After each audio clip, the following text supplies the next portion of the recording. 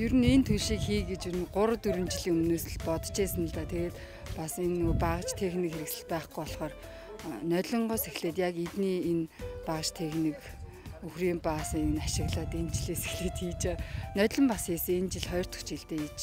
Тэгээ өвлийнхөө төлшийг ямар ч хэсэ хангацдаг. Өхрөөс гарч байгаа хаягдлыг гэх юм уу ашиглаад тэгээд нүүрсний хогч нь бас л айлд хэрэггүй ээжэдэг. Тэр энэ хоёр зүйлийг ашиглаад тэгээд хийж байгаа.